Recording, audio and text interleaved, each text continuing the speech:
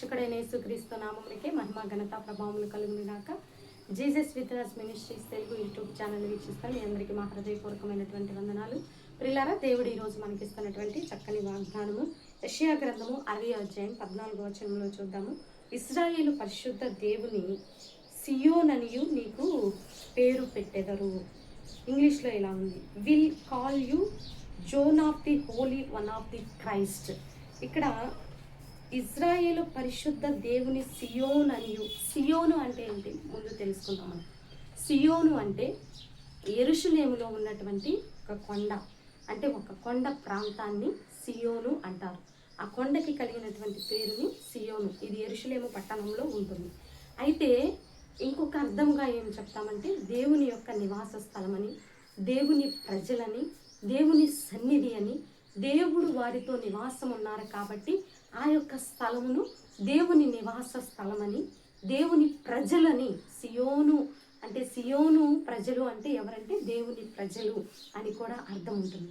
అంటే ఈరోజు దేవుడు నీకు ఇస్తున్నటువంటి చక్కని వాగ్దానం ఏంటంటే, ఇజ్రాయేలు పరిశుద్ధ దేవుని సియోననియు నీకు పేరు పెట్టేదను. విల్ కాల్ యూ అంటే నేనేమని పిలుస్తారంటే John of the holy one of the Christ. దేవుని ప్రజలు, దేవుని సన్నిధిని, దేవుని నివాసమును మరి కలిగి ఉన్నటువంటి మనము దేవుని ప్రజలు అని పేరు. సియోను కుమార్తె అంటారు కదా, యెషయా గ్రంథంలో రాయబడి ఉంటుంది. సియోను కుమార్తెలారా అంటే సియోను అనే మాటకు అర్థం అంటే దేవుని ప్రజలు, దేవుని సన్నిధి.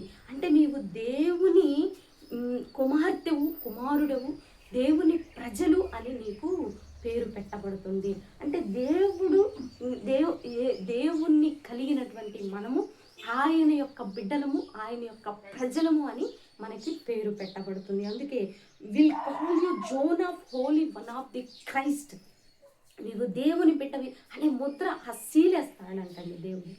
ఇదిగో ఈ వస్తువు, ఈ యొక్క సీలేస్తే ఈ వస్తువు దీనికి సంబంధించింది అని ఎలాగైతే మరి డిక్లేర్ చేస్తారో అదే విధముగా మనము దేవుని ప్రజలమని దేవుడు సీలేస్తున్నాడు. నువ్వు దేవుని కుమార్తెవు.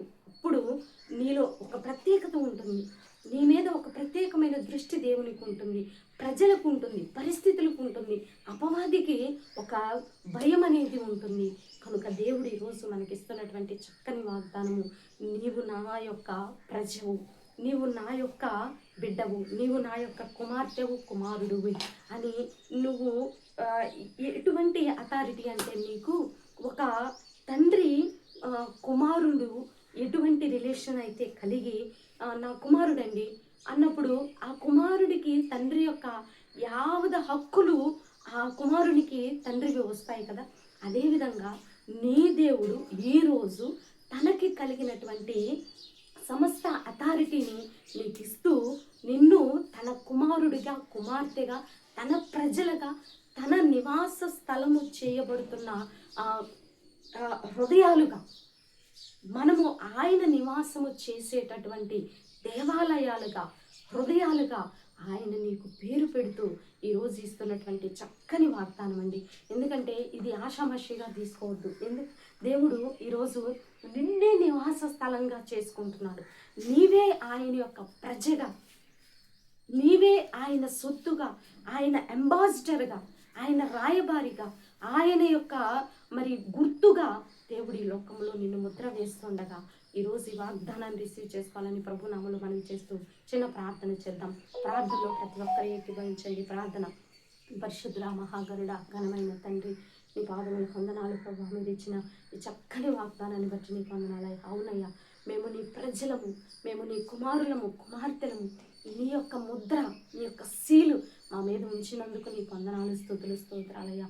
క్రీస్తు రక్తంలో కడగబడిన ప్రతి ప్రజను మీరు ఆశీర్వదించండి.